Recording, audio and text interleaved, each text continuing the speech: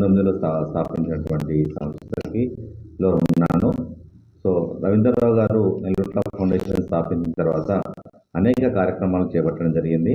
So ఆ కార్యక్రమాలన్నింటినీ గుర్తించి 8 ఫిబ్రవరి రోజు నేను మొన్న శివాని ఆర్ట్స్ క్రియేషన్స్ కళా సంస్థ వారు హైదరాబాద్ వారికి జీవన సాఫల్యత పురస్కారాన్ని ఇవ్వడం జరిగింది. చాలా సంతోషము. సో సార్, ఇప్పుడు ఈ నెల్లూట్ల ఫౌండేషన్కు మీకు ఎట్లా పరిచయాలు పెరిగినాయి? ఇట్లా వీళ్ళకు కావడానికి కారణం ఏంటి? సో సార్తో నేను కలిసి పనిచేయడం జరిగింది. పాఠశాలలో పనిచేస్తారు, ఉపాధ్యాయులుగా పనిచేస్తాము కలిసి. ఆ తర్వాత 2019 తర్వాత ఈ సారు ఈ నెల్లూట్ల ఫౌండేషన్ స్థాపించి అనేక కార్యక్రమాలు తీసుకోవడం జరిగింది. దానిలో కోవిడ్ సమయంలో లాక్డౌన్లో వారికి నిత్యావసర సరుకులని అవసరార్థులకు ఇవ్వడం జరిగింది. అదేవిధంగా ఆశ్రమాలకు, వృద్ధాశ్రమాలు కావచ్చు, అనాథాశ్రమాలను కూడా వారు గ్రాసం ఇవ్వడం జరిగింది. అదేవిధంగా కళాకారులని, అదేవిధంగా పారిశుద్ధ్య కార్మికులకు, ముఖ్యంగా కోవిడ్ సమయంలో అనేక సేవలు అందించినటువంటి పారిశుద్ధ్య కార్మికులకు కూడా నిత్యావసర సరుకులు ఇవ్వడం జరిగింది. అదేవిధంగా జర్నలిస్టులను, ఎంతో కష్టపడ్డ జర్నలిస్టులు, సో జర్నలిస్ట్ కావచ్చు, పోలీస్ సిబ్బంది కావచ్చు, పారామెడికల్ సిబ్బంది కావచ్చు, వీరందరినీ కూడా సార్ సన్మానించుకోవడం జరిగింది కోవిడ్ తర్వాత. ఇప్పుడు ఇదే కార్యక్రమాన్ని కొనసాగించడానికి సార్ అనేక స్వచ్ఛంద కార్యక్రమాలు కూడా చేయడంలో పాల్గొన్నప్పుడు వారికి వచ్చినప్పుడు ఎన్నో అవార్డులు వచ్చింటాయి. వారి మీద మీ అభిప్రాయం? చాలా అండి. ఇప్పుడు అవార్డుల కోసం సార్ ఎప్పుడూ పనిచేయలేదు. సో అవార్డ్స్ అనేది సార్ ప్రతిసారి చెందుతుంటుంది. మనము సేవ చేస్తూ వెళ్ళాలి. అవసరార్థులకు కావాల్సినది వాళ్ళకి సేవ చేస్తూ పోయినట్లయితే అవార్డ్స్ అనేది వాటంతరం బట్టి వెతుకుతూ వచ్చేది. దాని ఈ సందర్భంలో అది ప్రూవ్ అయింది సార్ చెప్పిన మాట. ఎందుకంటే జీవన సాఫల్యత అవార్డు అనేది చాలా పెద్ద అవార్డు. అది ఆ అవార్డు సార్కి రావడం, ఎప్పుడు ఆ అవార్డు కోసం మేము ఎప్పుడు చర్చించుకోలేదు. సార్ ఆ అవార్డు గురించి ఎప్పుడు అడగలేదు. సో ఎందుకంటే సార్ ఎంతసేపు సేవ చేసుకుంటూ పోవడమే అన్ని రంగాలలో. ఈ మధ్యకాలంలో కళారంగంలో కూడా వారి యొక్క కళారంగాన్ని కూడా మరుగునపడిపోతున్నటువంటి సురభి కళాకారులను కూడా వారు పైకి తీసుకొచ్చి వారికి అనేక కార్యక్రమాలకు సంబంధించిన వేదిక ఏర్పాటు చేయడం జరిగింది నెల్లూట్ల ఫౌండేషన్ తరఫున.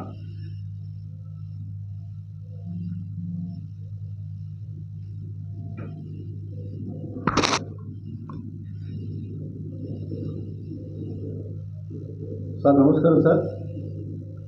సార్ మీరు ఎంతోమందిని పరిచయాలు చేసుకుంటూ ఎన్నో కార్యక్రమాలు, స్వచ్ఛంద కార్యక్రమాలు కాకుండా కళాకారులను, కవులను ఎంతోమందిని ప్రోత్సహించారు. మరి ఈ ప్రోత్సహించాలనే ఆలోచన మీకు ఎలా వచ్చింది? 2013లో నేను ఉద్యోగ విరమణ చేశాను. ఉద్యోగ విరమణ అనంతరం పెద్దలు కేసీఆర్ గారు ఉద్యమ శీలాన్ని చూసి, నేను తెలంగాణ ఉద్యమంలో నా ఉత్సాహాన్ని, పాల్గొన్న తీరును చూసి వారు తప్పకుండా మీకు ఈ ప్రాంతంలో మిమ్మల్ని గుర్తిస్తాం, మీకు సరి అయినటువంటి పార్టీలో సముచితమైన స్థానం ఇస్తాం, ప్రభుత్వంలో కూడా స్థానం ఇస్తామని చెప్పి వారు మాట్లాడడం, మరి ఆ రకంగా నా రిటైర్మెంట్ కూడా వారు రావడం, మరి అదే మాట ఇక్కడ కూడా వేదిక మీద నా పదవి విరమణోత్సవంలో మాట్లాడడం జరిగింది. ఇప్పుడు ఎంతోమంది డబ్బున్న వాళ్ళు కానీ, హోదా ఉన్న వాళ్ళు కానీ ఈ పేదవాళ్లకు సేవ చేయాలంటే చాలా ఇబ్బందిగా, నామూషిగా ఫీల్ అవుతుంటారు. మరి ఎవరు కూడా ఫ్లాట్ కొనాలా లేకపోతే ఇంకేదైనా కొనాలని ఫీల్ అవుతారు. మరి మీకు పేదవాళ్ళ కోసం కష్టపడనే ఆలోచన ఎందుకు వచ్చింది? అయితే అదే చెప్పుకుంటున్నాను. రాజకీయంగా నేను ఒక 6 ఏళ్ళు 7 ఏళ్ళు చాలా తీవ్రంగా పనిచేశాను. కొంత నాకు ఆ దశలో నాకు అనారోగ్యం కూడా చోటు చేసుకున్నది 2019 ఆ ప్రాంతంలో. అయితే చాలా నేను దాదాపు అంటే అబౌట్ టు డై పొజిషన్ దానిక కూడా నేను రావడం జరిగింది. బై లక్కీ అంటే గాడ్ గ్రేస్ తోటి నేను మళ్ళీ రికవర్ అయ్యి ఒక 2 సంవత్సరాలు 3 సంవత్సరాలు అవస్థపడి తర్వాత నేను రికవర్ అయినాను. ఈ అయిన తర్వాత నాకేమనిపించింది అంటే, అరే మనిషి జీవితం ఎంతో కాదు, ఒక సెకండ్లోనే మనిషి మాయమయ్యే అవకాశం ఉన్నది. శ్వాస ఆగిపోతేనే చాలు మనం. కానీ మరి ఎందుచేతను నన్ను బ్రతికించిండు భగవంతుడు. నేను ఈ బ్రతికినటువంటి ఈ పునర్జన్మను నేను సార్థకం చేసుకోవాలి. బ్రతికినంత కాలం నాకు ఈ మంచి కార్యక్రమాలను చేయాలనేటువంటి దానికి వచ్చి నేను సేవా కార్యక్రమాలను మొదలుపెట్టాను. అమ్మా నాన్న పేరు మీద కళాపీఠం పెట్టడం, అనేక సేవా కార్యక్రమాలు చేయడం, ఇక నా తదాదిగా నేను చేస్తూ రావడం జరుగుతుంది. మీరు అనేక కార్యక్రమాలు చేస్తూ మీ కుటుంబాన్ని పోషిస్తూ ఎంతోమందిని ప్రోత్సహిస్తున్నారు కదా. ఈ కళాకారులను ప్రోత్సహిస్తూ నాటకాలను ప్రోత్సహించాలనే ఆలోచన మీకు ఎందుకు వచ్చింది? సహజంగా నేను నటుడిని కాకపోయినా నటన మీద ఆసక్తి, పద్యాల మీద పట్టు, డైలాగులు, పౌరాణిక పద్య నాటకాలను ఆసక్తిగా వినడం నాకు చిన్నప్పటి నుంచి మా పెద్దవాళ్ళు మా అమ్మ నాన్నలే దాన్ని మాకు ఆ రకమైనటువంటి ఆసక్తిని కలిగించారు. మా చిన్నతనంలో సురభి నాటకాలు మరి మా నివాసానికి దగ్గరగా ఉన్నటువంటి సందర్భంలో ఆనాడు బండ్లు కట్టుకొని మేము మరి వాటికి వెళ్ళేది. దాదాపు అనేక సార్లు పోవడం. ఇప్పుడు మనం వేస్తున్నటువంటి నాటకాలన్నీ కూడా నేను చిన్నతనంలోనే చూడటం, అప్పుడే ఈ పద్యాలన్నీ వినడం, వాళ్ళ హంగులు, వాళ్ళ సెట్టింగ్స్, వాళ్ళ లైటింగు, ఆనాటి జనరేటర్ సిస్టమ్ కొత్తగా, ఇవన్నీ కూడా నా మీద బాగా ముద్ర వేసినాయి. మరి అవి మధ్యకాలంలో 50 ఏళ్ల నుంచి మళ్ళీ అంతరించిపోయినాయి ప్రాచీన కళలు. మరి ఈనాడు నాకు అనారోగ్యం తర్వాత మరి నాకు మళ్ళీ అట్లాంటి వ్యవస్థ నాకు తోడుగా వచ్చింది. వాళ్ళ సురభి వాళ్ళు తలంపుగా వాళ్ళు నా దగ్గరికి వచ్చి వాళ్ళు నా సహకారం కోరడం, నేను వెంటనే సేవా కార్యక్రమాలు చేద్దాం అనుకునేటువంటి నాకు ఒక ఇన్స్ట్రుమెంట్ దొరికినట్టు అయింది. చేయడానికి నాకు ఒక సబ్జెక్టు కంటెంట్ దొరికింది. వెంటనే వారికి సంబంధించినటువంటి అంశాన్ని నేను టేక్ ఓవర్ చేసిన. ఈనాడు సురభి వాళ్ళతో సహా స్థానిక కళాకారులతోటి 9 నెలల్లోనే నేను 15 నాటకాలు వేయించాను. మరి అనేక కార్యక్రమాలను, వార్షికోత్సవాలను, రకరకాల బతుకమ్మ సంబరాలను, రాష్ట్ర స్థాయి మహిళా సదస్సులను, ఇవన్నీ కూడా ఈ మధ్యకాలంలో నిర్వహించడం, చాలా సేవా కార్యక్రమాలు మరి మూకుమ్మడిగా చేయడం అనేటువంటిది నాకు కలిసి వచ్చినటువంటి అంశం. భగవంతుడు నాకు ఇచ్చినటువంటి అదొక నేను వరంగా భావిస్తున్నాను. ఉపాధ్యాయ వృత్తి మీరు రిటైర్ అయిన తర్వాత మీరు చేస్తున్న ఈ సేవా కార్యక్రమంలో మీ కొలీగ్స్ కానీ మీ కుటుంబ సభ్యులు కానీ మీకు ఎలాంటి సహకారం అందించారు? తప్పకుండా మా కుటుంబ సహకారం లేకపోతే నేను ఇట్లాంటి కార్యక్రమాలు ఎవరిని ₹1 అడగకుండా మా అమ్మ నాన్న పేరు మీద పెట్టినటువంటి కళాపీఠానికి చేస్తున్న కార్యక్రమాలకు, కళాత్మకమైనటువంటి కార్యక్రమాల ఖర్చులు నేను ఎవరిని అడిగినా కూడా వాళ్ళను అది సరైనది కాదు. మా అమ్మ నాన్న పేరు పెట్టి నేను వాడుకోవడం అనేటువంటిది అది కరెక్ట్ కాదు. కాబట్టి ఏ రూపాయి పెట్టినా దీని గురించి లక్షలాది రూపాయలు పెట్టినప్పటికీ కూడా మా కుటుంబం నుంచే మా పిల్లల సహకారం, పిల్లలు ఆర్థికంగా మంచి వృద్ధిలో ఉండడం, నా భార్య సహకారం, మరి లక్ష్మి సహకారం, వీళ్ళందరికీ ఉంటేనే నేను ముందుకు పోతున్నా. మరి సహకరించినటువంటి మిత్రులు మరి ఒకటికి 2 చేతులు ఉంటాయి. 2 చేతులతోటి ఏం సేవ చేస్తాం, ఎంత చేసినా ఎక్కడికి అందరు. కానీ నాకు ఒక 20 మంది మరి నాకున్నటువంటి సేవా గుణాన్ని దాంట్లో నాకు గమనించి మరి వాళ్ళు నాకు చేదోడుగా ఉండడం, ముఖ్యంగా బాలరాజు గారు, మరి అదేవిధంగా ఉపేందర్, మరి అదేవిధంగా మనకు గంగాధర్, ఇంకా మా ఉపాధ్యాయ మిత్రులు మనోహరు, తర్వాత శ్రీనివాసు, ఇట్లాంటి వాళ్ళు ఒక 20 మంది నాకు సైనికుల్లాగా నేను పనిచేసి మరి డబ్బు నేను పెట్టుకున్నా, వాళ్ళ చేతులు నాకు సహకరించినాయి. అందుకే నాకు 2 చేతులు కాక 40 చేతులు అయినాయి. 40 చేతులతో నేను ఈనాటికి కూడా వాళ్ళ సహకారంతో నేను పోతున్నాను. వాళ్ళ సహకార సౌజన్యమే నాకు ముందుకు పోవడానికి కారణం. సార్, ఇటీవల జిల్లా నుంచి స్టేట్ వరకు ఎదిగి ఒక మంచి కళాకారునిగా క్యారెక్టర్ వేసుకుంటూ మరియు ఎంతోమందికి సేవ చేసుకుంటూ ఎంతోమందికి ప్రయత్నించినట్టు మీకు ఇప్పుడు ఈ మధ్యనే ఛాయారేఖల సభలో కానీ లేదా వేరే సంస్థ వాళ్ళు కూడా మీకు ప్రజెంటేషన్స్ అవార్డ్స్ కూడా ఇవ్వడం జరిగింది కదా, దాని మీద మీ అభిప్రాయం ఏంటి? అవార్డ్స్ కోసము మనం పనిచేస్తే అవార్డు రాదు. ఇప్పుడు అవార్డు కోసం చేసేటువంటి పరిస్థితి ఉండదు. దాంట్లో ఇన్వాల్వ్ కావాలి, కమిట్మెంట్ తోటి చేయాలి, డెడికేషన్ తోటి చేయాలి, కమెండబుల్గా చేయాలి.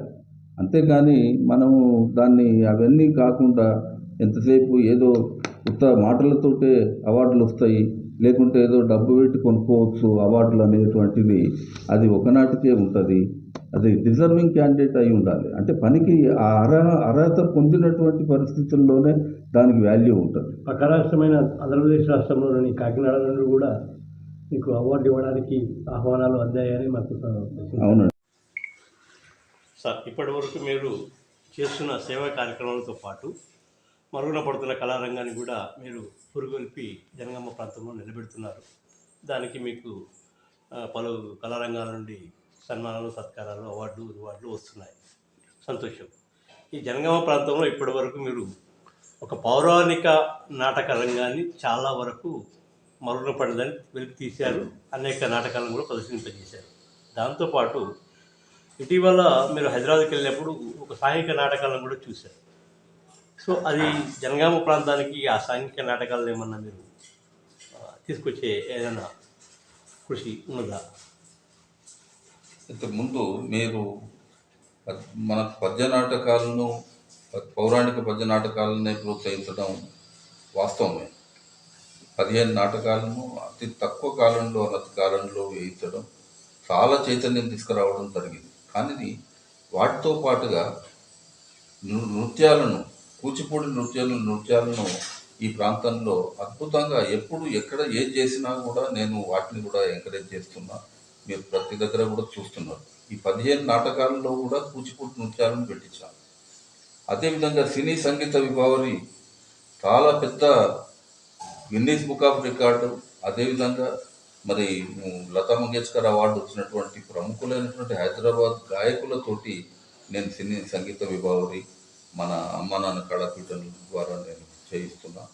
మీరు అన్నట్టు మనకు పౌరాణిక నాటకాలు, రంగస్థల నాటకాలను కూడా పెద్ద ఎత్తున ప్రోత్సహించాం. అయితే ఇప్పుడు ఇటీవల మనము వచ్చే మార్చిలో మనం ఒకటి మొన్న మనము త్యాగరాయ గాన సభలో నన్ను ముఖ్య అతిథిగా పిలిచినప్పుడు మీరు కూడా వచ్చారు, మీడియా మిత్రులు కూడా నాతో ఉన్నారు.